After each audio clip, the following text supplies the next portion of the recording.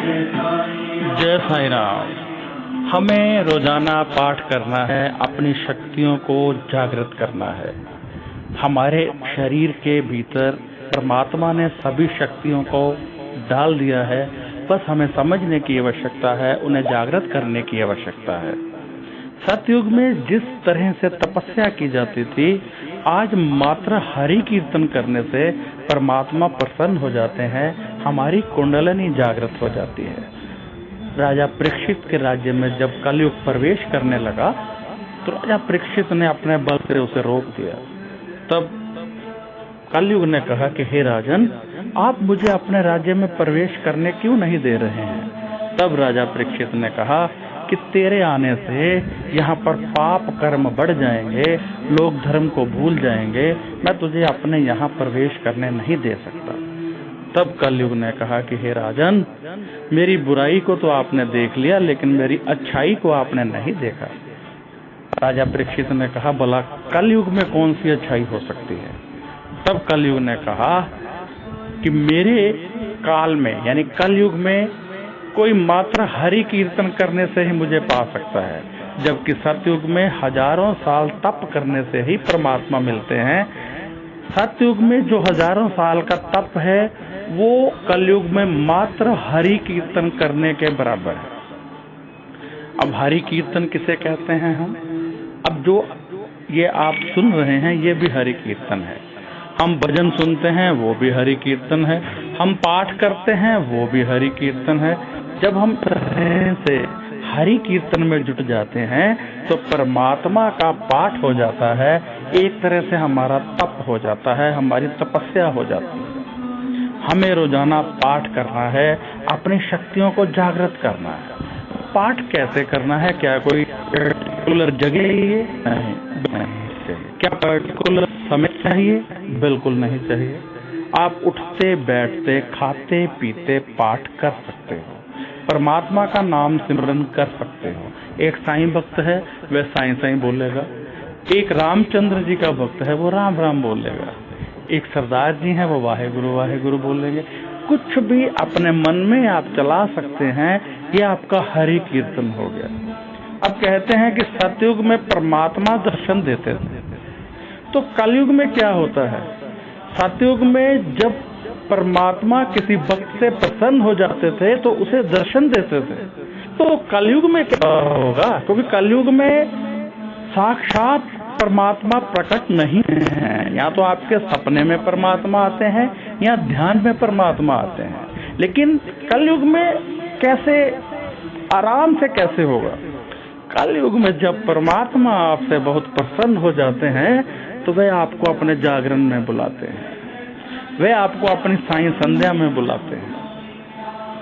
अब यहाँ पर भी देखिए कि आपको बुला लिया, लेकिन यदि कलयुग का प्रभाव आप पर ज्यादा पड़ा हुआ है तो आप जागरण या साईं संध्या में आकर भी खाने पीने में व्यस्त रहेंगे या इधर उधर की बातें करने में व्यस्त रहेंगे, उस परमात्मा का नाम आप नहीं ले पाएंगे।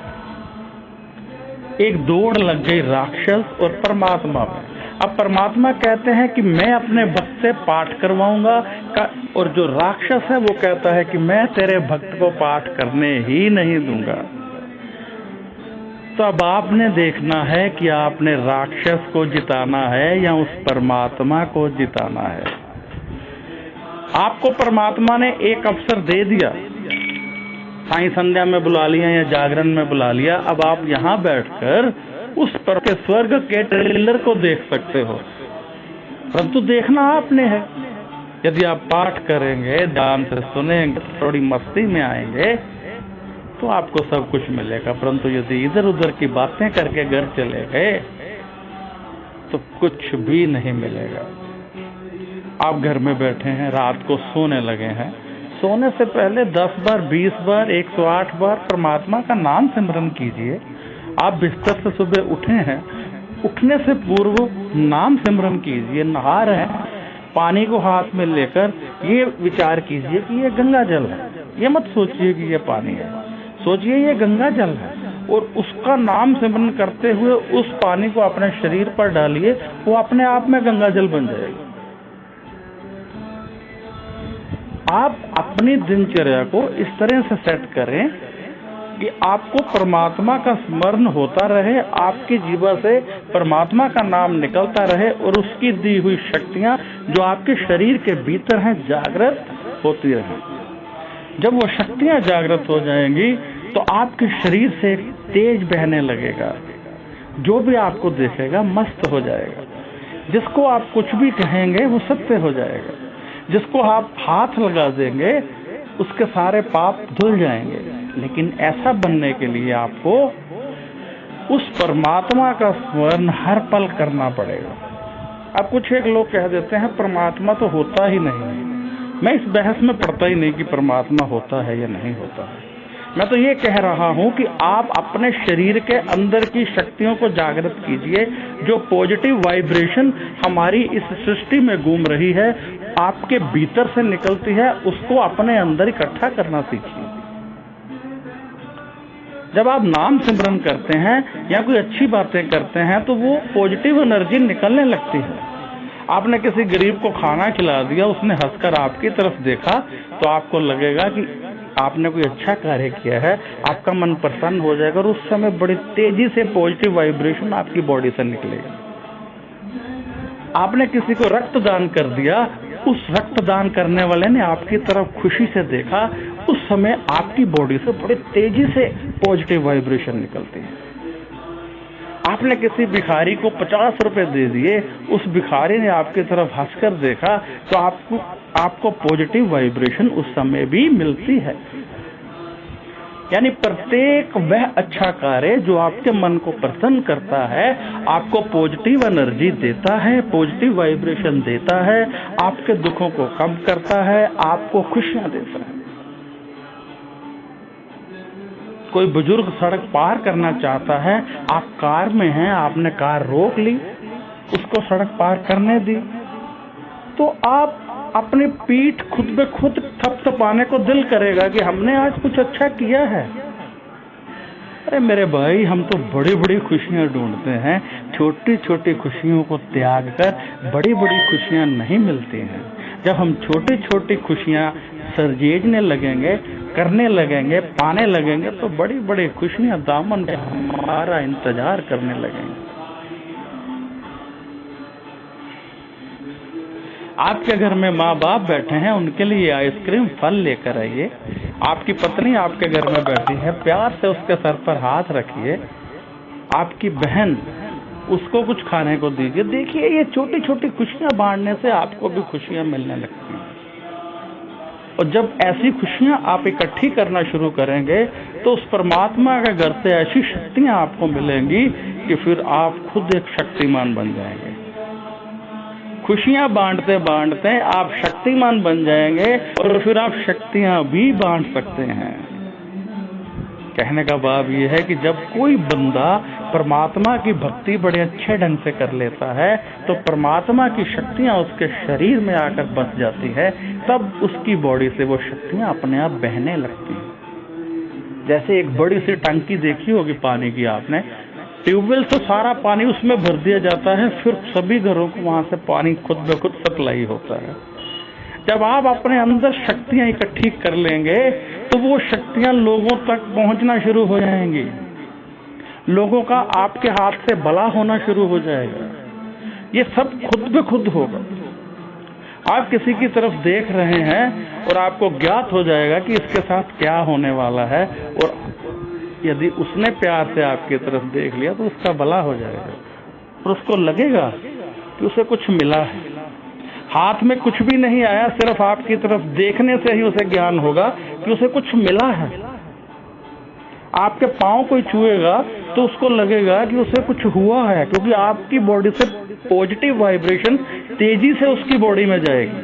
आपने देखा होगा कि हम साधु संतों के पांव छूते हैं, पांव अंगूठा पकड़कर छूना चाहिए ताकि उनकी शरीर में पाठ से एकत्रित की गई पॉजिटिव वाइब्रेशन हमारी बॉडी में आ सके।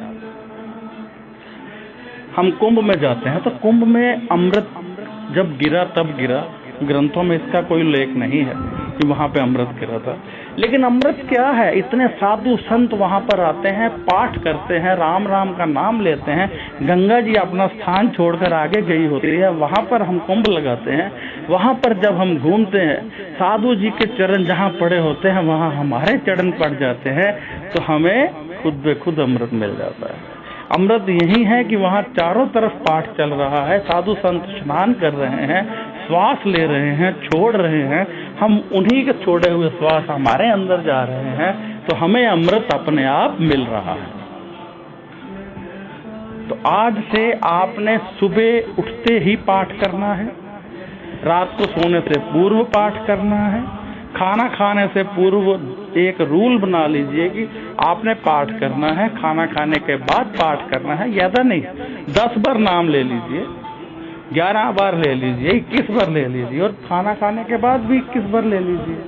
सोने से पहले ऐसे कीजिए। इससे क्या होगा कि आपका नाता उस परमात्मा के साथ जुड़ने लगेगा, और जब उसके साथ नाता जुड़ जाता है तो हम उसके रिश्तेदार हो जाते हैं, और जब हम उसके रिश्तेदार हो जाते हैं तो उसके घर से हर खुशी अपने आप हमारे घर में आने लगती है। हमें वह खुशियां मिल रही हैं, हमें वो खुशियां लेनी है, हमें वो खुशियां पानी है, तो हमें उस परमात्मा से अपना नाता जोड़ना है। आज उसको अपना रिश्तेदार बनाना है, और रिश्तेदार बनाने के लिए पल पल उसको याद करना है। पहले हमें आदत डालनी पड़ेगी कि जो चीजें हम रोज करते हैं, खाना हम रोज खाते हैं, सोते हम रोज हैं, उठते हम रोज हैं, नहाते हम रोज हैं, इन सब से पहले हमने पाठ करना है।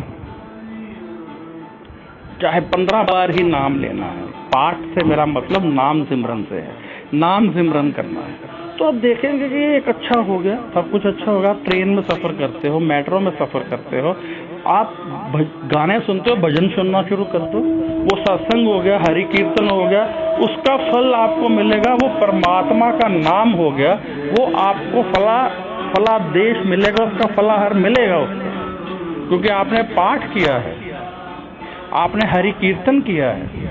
तो खाली समय जो आप इधर उधर की बातें करने में बिताते हो, भजन सुन लिया करो। भजन सुनना भी, कलयुग में भजन सुनना, सतयुग में घोर तप करना, एक टांग पे आग के ऊपर खड़े होना, और कलयुग में मात्र भजन सुनना एक बराबर।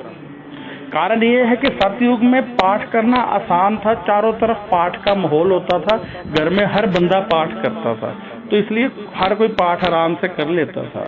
लेकिन कलयुग में ऐसा माहौल नहीं है। कोई व्हाट्सएप चला रहा है, कोई फेसबुक चला रहा है, कोई भजन सुन रहा है, गाने सुन रहा है, कोई पिक्चर सुन रहा है, कोई डांस कर रहा है। तो ऐसे माहौल में पाठ करना बड़ा मुश्किल हो जाता है। तो इसलिए थोड़ा सा पाठ भी ज्यादा फल दे जाता है। तो आज से आप ये सब कुछ करेंगे। जय साईं राम।